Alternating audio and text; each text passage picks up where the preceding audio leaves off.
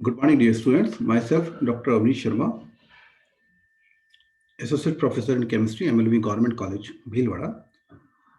हम लोग atomic structure का जो चैप्टर पढ़ रहे थे उसमें लगभग हम चैप्टर कंप्लीट कर चुके हैं, जिसके अंदर हमने Heisenberg uncertainty principle, de Broglie equation, Schrodinger equation का पोलर कोऑर्डिनेट में ट्रांसफॉर्मेशन, क्वांटम नंबर्स और उनको इलेक्ट्रॉन फिलिक करना, उसके रूल्स जो होते हैं, पाउलीज हुंड्स के रूल है, L+L रूल है, इन सब के बारे में पढ़ लिया था। और कुछ प्रोबेबिलिटी डिस्ट्रीब्यूशन कर्व्स थे, उनको भी हमने देखा था, जिनसे हम ये जान पाए कि जो ऑर्बिटल का शेप है वो एंगुलर जो वेव फंक्शन होता है उससे डिफाइन होता है, जबकि डिस्टेंस जो होता है वो रेडियल वेव फंक्शन से डिफाइन होता है।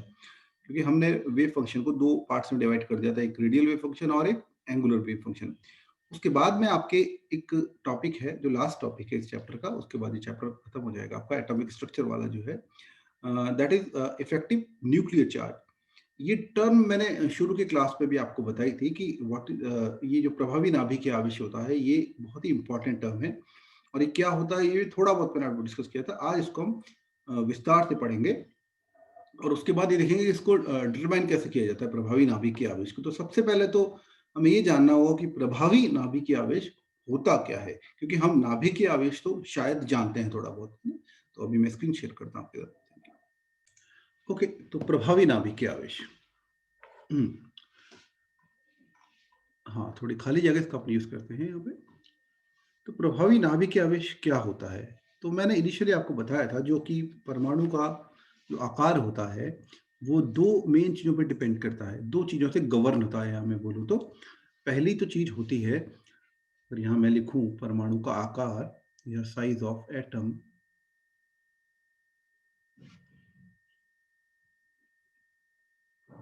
तो ये दो चीजों से गवर्न होता है। पहली चीज तो है जो मुख्य क्वांटम संख्या,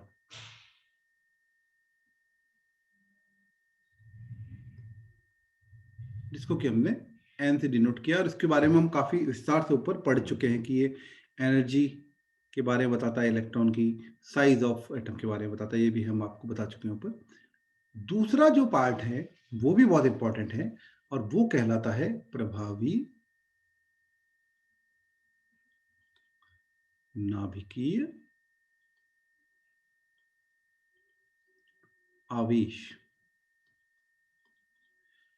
या इसको हम कहते हैं इफेक्टिव न्यूक्लियर चार्ज। इसको जेड इस तरह डिफाइन किया जाता है, जेड स्टार से, या फिर जेड इफेक्टिव इस तरह भी इसको दर्शाया जाता है। तो प्रभावी नाभिक के आवेश हम आज पढ़ेंगे। तो क्या चीज है ये? इसको अगर हम इस जो पूरा एक टर्म है इसको दो पार्ट में अगर हम डिवाइड कर लें, तो एक पार्ट तो इसमें है नाभिकीय आवेश का और दूसरा टर्म है प्रभावी। तो पहले हम देखेंगे नाभिकीय आवेश क्या होता है। तो हम लोग जानते हैं कि नाभिकीय आवेश को जेड से डिफाइन किया जाता है, जेड से दर्शाया जाता है। और किसी भी परमाणु में अगर सिंप्लीफाइड वे में लिखें तो एक सेंटर में न्यूक्लियस होता है और उसके चारों ओर इलेक्ट्रॉन्स होते हैं जो नेगेटिवली चार्ज हैं।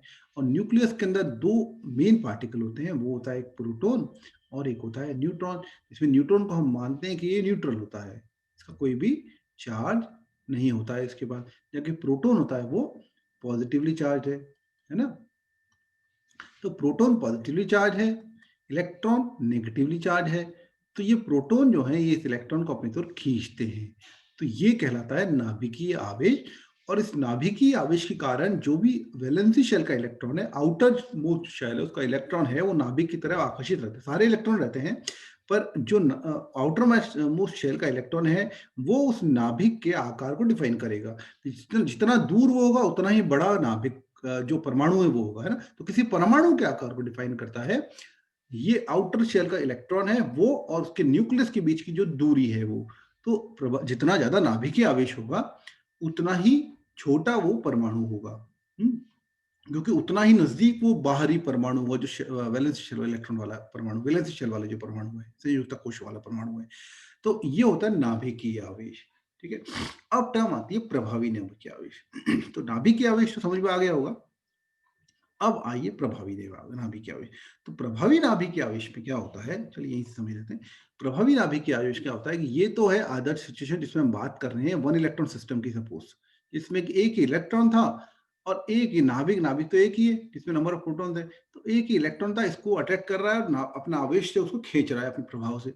लेकिन जब हम आगे बढ़ते हैं, वन इलेक्ट्रॉन सिस्टम से आगे बढ़ते हैं, हीलियम, आगे hydrogen, helium, lithium, beryllium, boron, आगे बढ़ते हैं, ठीक है, ट्रांजिशन एलिमेंट्स में जाते हैं, तो क्या होता है कि यहाँ एक एक करके इलेक्ट्रॉन बाहर आ रहे हैं, ठीक है, ये आते जा रहे हैं। लेकिन जब बाहर इलेक्ट्रॉन भरते जा रहे हैं तो अंदर भी इलेक्ट्रॉन है उसके, इस तरह ही तो भर रहा है, अंदर से बाहर इलेक्ट्रॉन भर रहे हैं, पहले कम ऊर्जा के भरे जाएंगे, फिर बाहर ज्यादा ऊर्जा के भरे जाते हैं। तो अब जो आकार है वो तो बाहर वाले इलेक्ट्रॉन से डिफाइन करेगा। तो ये जो नाभिक है, इस बाहर वाले इलेक्ट्रॉन को जितना इन इलेक्ट्रॉन की जो अब आ गए इनकी एब्सेंस में खींच पा रहा था, क्या उतने ही आकर्षण से उनको खींच पाएगा? उसका जवाब है नहीं। ऐसा क्यों होगा? क्योंकि जो बाहरी इलेक्ट्रॉन है और ये जो नाभिक है, इसके बीच में कई सारे इलेक्ट्रॉन आ गए हैं, तो वो इलेक्ट्रॉन क्या करेंगे, इस बाहरी इलेक्ट्रॉन इनके बीच में होगा प्रतिकर्षण,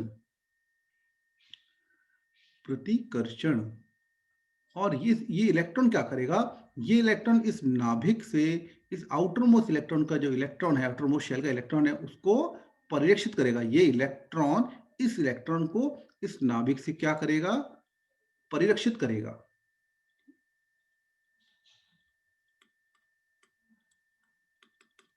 स्क्रीन करेगा, ठीक है, तो स्क्रीन करेगा, ओके, परिरक्षित करेगा। तो इस परिरक्षण के कारण जितने इफेक्ट से इस न्यूक्लियस को, इस वैलेंस शेल इलेक्ट्रॉन को अपनी ओर अट्रैक्ट करना चाहिए था, जैसा कि हमने नाभिकीय आवेश के केस में देखा, उस उस फोर्स से ये इसको अपनी ओर अट्रैक्ट नहीं कर पाएगा, क्योंकि इसके बीच वाले इलेक्ट्रॉन इसको इस नाभिक से परीक्षित कर रहे हैं। तो जितने इफेक्ट से ये अपने और उसको आकर्षित कर पाए, जितना आवेश वो इलेक्ट्रॉन पे एक्सर्ट कर पाए, उस टर्म को हम कहते हैं प्रभावी, ठीक है। तो उतना ही प्रभावी है, क्या है, नाभिकीय आवेश। ये होगा प्रभावी नाभिकीय आवेश। इसको हम फिगर से और समझ लेते हैं।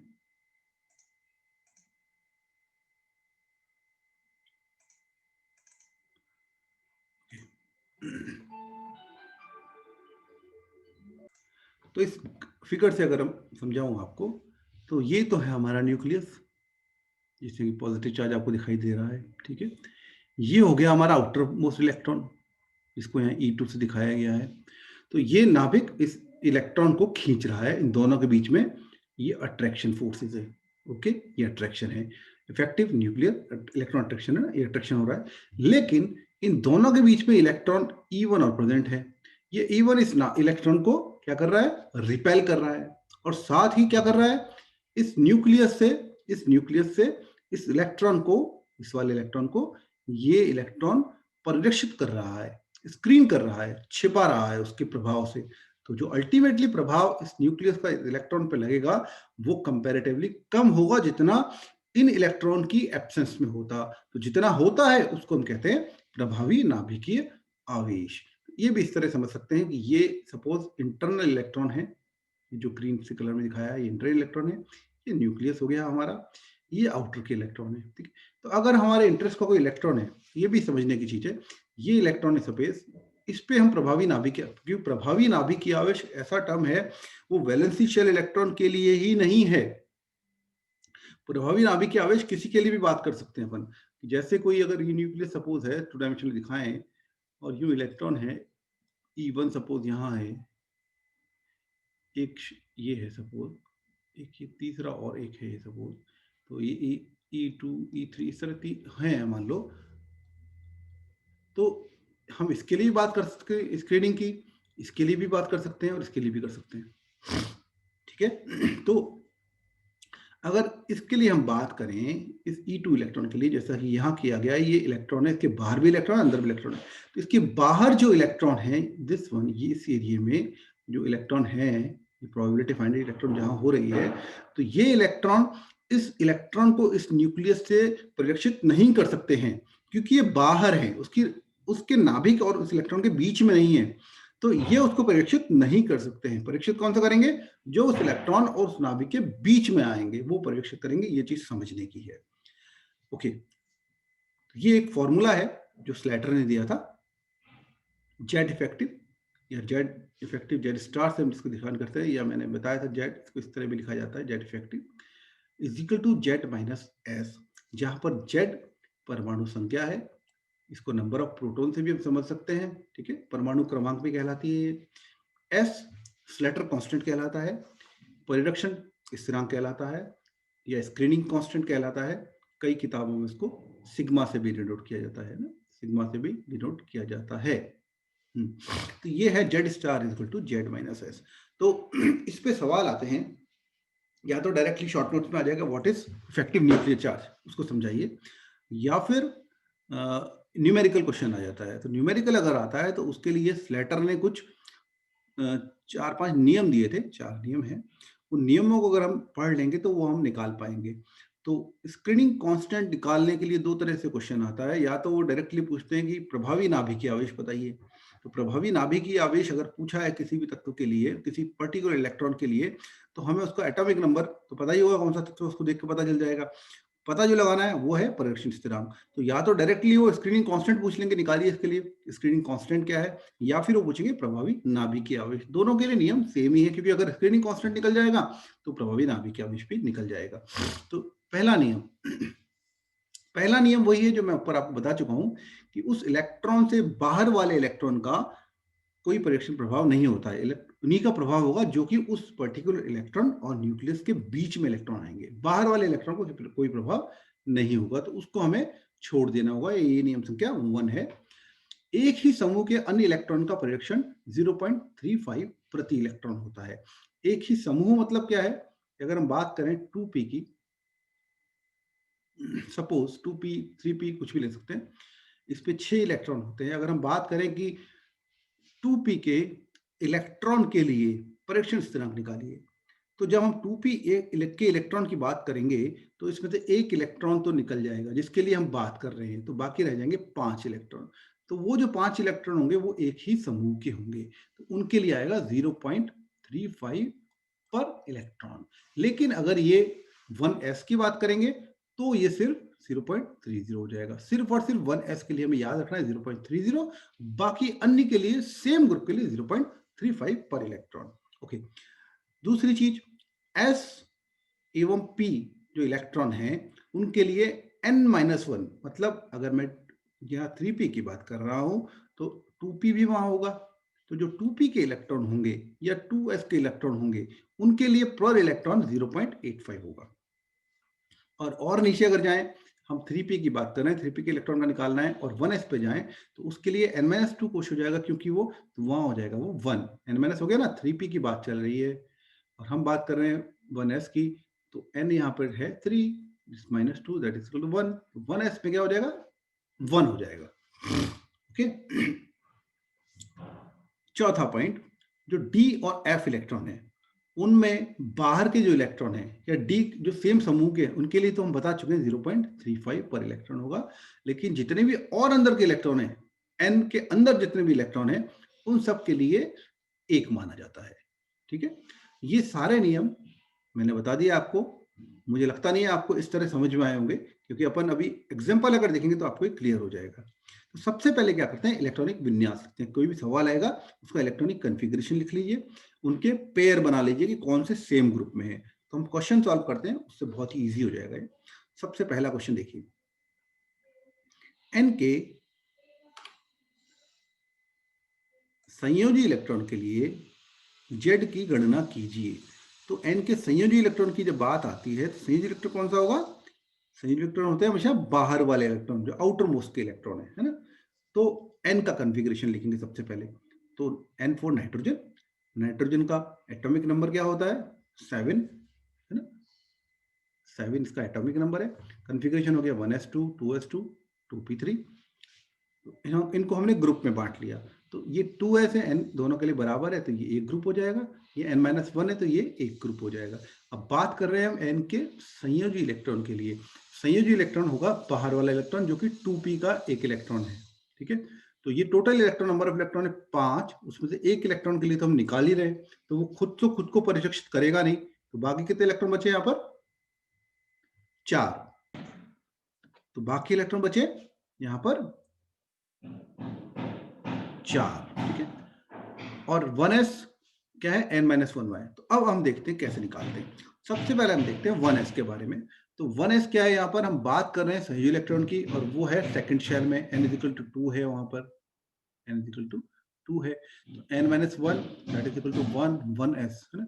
तो 1s के लिए n-1 हो गया, क्योंकि तो यहाँ पर क्या आ जाएगा 1s इलेक्ट्रॉन के लिए, क्योंकि ये n+1 आता है 2 इंटू 0.85, 2 इलेक्ट्रॉन है यहाँ पर s में, 0.85 पर नियम से ये हो गया 1.70। नियम कौन सा है देख लीजिए, नियम संख्या कौन सा है? ये 3, ठीक है। n- कोश के प्रत्येक इलेक्ट्रॉन का 0.85 होता है। बाकी बाकी 5 बचे हुए हैं, 3 ये 2 ये, जिसमें से एक के लिए हमें निकालना है, एक संयोजी इलेक्ट्रॉन स्वयं है, तो बाकी कितने बचे? 4। 4 इंटू 0.35, क्योंकि ये सभी क्या है? एक ही ग्रुप के हैं, तो वहां क्या होता है? 0.35। सिर्फ s के लिए ऐसा होता है जब 0.30 होता है ना। ओके, ये कौन सा नियम है? नियम संख्या 2, ठीक है, जिसमें एक ही ग्रुप में 0.35 होता है। तो ये तो हो गया नियम संख्या 3, और ये हो गया नियम संख्या 2।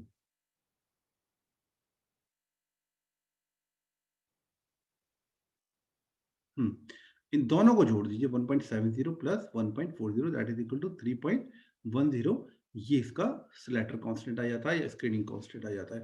अब हमें स्क्रीनिंग कांस्टेंट पता है, तो फॉर्मूला हमें पता ही है, Z effective is equal to atomic number में से स्लैटर कांस्टेंट को माइनस कर दीजिए, 7 में से 3.10 माइनस हो जाएगा, तो ये आ जाएगा 3.90, दैट इज आंसर।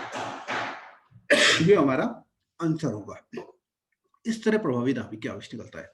एक और एग्जांपल है जिसमें सारे नियम लगभग आ जाएंगे, वो है जिंक के 3D इलेक्ट्रॉन के लिए प्रभावी नाभिक के आवेश की गणना कीजिए। तो जिंक के 3D इलेक्ट्रॉन के लिए प्रभावी नाभिक के आवेश कैसे निकालेंगे हम? पहली बात तो 3D की बात कर रहा है, ठीक है। तो एक इंपॉर्टेंट लॉ जो मैं ऊपर बता चुका हूं कि बाहर के जो इलेक्ट्रॉन, जो पहला नियम है कि जो उस इलेक्ट्रॉन से बाहर के इलेक्ट्रॉन है उनसे उसका परीक्षण नहीं हो सकता है, परीक्षण सिर्फ वही करेंगे जो कि उसके और नाभिक के बीच में आएंगे। तो सबसे पहले तो कॉन्फ़िगरेशन लिख लिया हमने, 1s2 2s2 2p6 3s2 3p6 3d10 4s2, ठीक है, ये कॉन्फ़िगरेशन हो गया, कॉन्फ़िगरेशन हो गया। इसके बाद में हम देखो 4s2, 4s2 क्योंकि इससे बाहर है, तो इसका कोई भी कंट्रीब्यूशन स्क्रीनिंग में नहीं होगा, इसको हमने मान लिया शून्य नियम संख्या 1 से। दूसरी बात 3d10, 3d10 में से के लिए निकालना है, तो उसमें से एक तो इलेक्ट्रॉन हो गया, इसके लिए हमें निकालना है, तो बाकी 9 इलेक्ट्रॉन बचे, तो 9 इंटू, क्योंकि सेम ग्रुप है, 9 into 0.35 that is equal to 3.15 नियम संख्या 2। दूसरा, सभी अन्य जितने भी बचे हुए हैं, ये सारे जितने भी बचे हैं 6 to 8 6 14 15 16 17 18 18 इलेक्ट्रॉन टोटल ये है, तो n माइनस क्या हो गया, ये 2 है ना। नियम ये कहता है 3D के अंदर जितने भी आएंगे, 3D और F के अंदर, उन सबके लिए क्या होगा? 1 होगा, नियम संख्या 4। D और F आदि इलेक्ट्रॉन में सभी अंदर के इलेक्ट्रॉन का 1 माना जाएगा, ठीक है। ये सभी अंदर के इलेक्ट्रॉन 18 हो गए, तो 18 इंटू 1 18, तो 18 प्लस 3.15 इन दोनों को हम ऐड कर देंगे, तो ये हमारा स्लैटर कांस्टेंट आ गया। 30 हम जानते हैं एटॉमिक नंबर है जिनका, उसमें से माइनस कर दिया, तो ये जो आया है ये होता है प्रभावी नाभिकीय आवेश। तो देखिए नाभिकीय आवेश तो कितना ज्यादा है, ठीक है, अब प्रभावी नाभिकीय आवेश कितना कम है, तो इतना इसको स्क्रीन कर दिया इसके जो इलेक्ट्रॉन्स हैं उन्होंने, है ना। ओके, अब ये कॉन्सेप्चुअल क्वेश्चन है जिसका आंसर हम जानते हैं, लेकिन क्यों होता है ऐसा, ये हम इसको यहाँ समझा सकते हैं। तो 3D से पहले 4s क्यों आता है, ये मैं पहले बता चुका हूं आपको। एक नियम हमने पढ़ा था n+l का रूल, ठीक है, उससे हम इसको बता सकते हैं कि n+l रूल के अकॉर्डिंग जो 3D है, सपोज उसमें तो n+l होता है, n is equal to 3 and l is equal to हो जाता है यहाँ पर 2, तो दैट इज 5, ठीक है। और अगर हम बात करें 4s की, तो यहाँ पर n इज इक्वल टू हो जाता है 4 और s इज इक्वल टू होता है 0, तो टोटल हो जाता है n plus l is equal to 4। तो क्योंकि यहाँ n प्लस l की वैल्यू कम होती है, इसलिए 4s में पहले इलेक्ट्रॉन जाता है। ठीक है, तो ऐसा क्यों होता है, इसको हम इफेक्टिव न्यूक्लियर चार्ज से समझा सकते हैं। हमने एक कॉन्फ़िगरेशन लिखा, ठीक है, K19 के लिए 1s2 2s2 2p6 3s2 3p6 and 3d1। Okay, तो ये जो कॉन्फ़िगरेशन है, इसमें हम देखेंगे कि कैसे इलेक्ट्रॉन भरा जा रहा है। तो अगर इस तरह हम देखें, तो ये देखिए 1s2 2s2 2p6 3s2 3p6 3d1 और 4s1 दो केस हमने यहाँ देखे। ये पहला केस है, दूसरा केस है। तो जो पहला केस है जिसमें 3d1 कॉन्फ़िगरेशन आ रहा है, जो हमारे हिसाब से अभी देखते पहले 3d1 अंदर के इलेक्ट्रॉन सबका 1 होगा, ठीक है। डी है इलेक्ट्रॉन, डी के सारे अंदर उनका 1 होता है, तो 1 हो जाएगा 18। 19 में से 18 घटा देंगे, 1 आ जाएगा, ठीक है, सिंपली 1 आ गया नियम संख्या 1 से। 4s1 नियम संख्या 4 है, सॉरी 4 लगता है। 4s1 के अंदर 10 इलेक्ट्रॉन, भाई इसके लिए निकाल रहे हैं 4s1 के लिए हम, ठीक है। तो 1s2 2s2 2p6 ये जो है, ये सारे क्या है, इसके अंदर है। तो ये जो 8 है, ये तो 0.85 आ जाएगा। बाकी सब n-2 n-3 जो अंदर के हैं, उन सबके लिए 1 हो जाएगा। तो 10 into 1 और ये हो जाएगा 8 into 0.85 n-1 है, क्योंकि ये नियम 3 से ये हो जाएगा 16.18 और इसको हम घटाएंगे तो आ जाएगा 2.20। तो ये आता है प्रभावी नाभिक आज 2.20।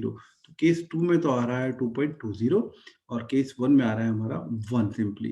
इसलिए क्योंकि प्रभावी नाभिक की आवेश केस सेकंड के अंदर ज्यादा है, इसलिए ये ज्यादा स्थायी कॉन्फ़िगरेशन होता है, इसलिए इलेक्ट्रॉन 4s1 में जाता है, 3d1 में नहीं जाता है। तो दोनों तरह से हम समझा सकते हैं, n+l से भी और प्रभावी नाभिक की आवेश से भी।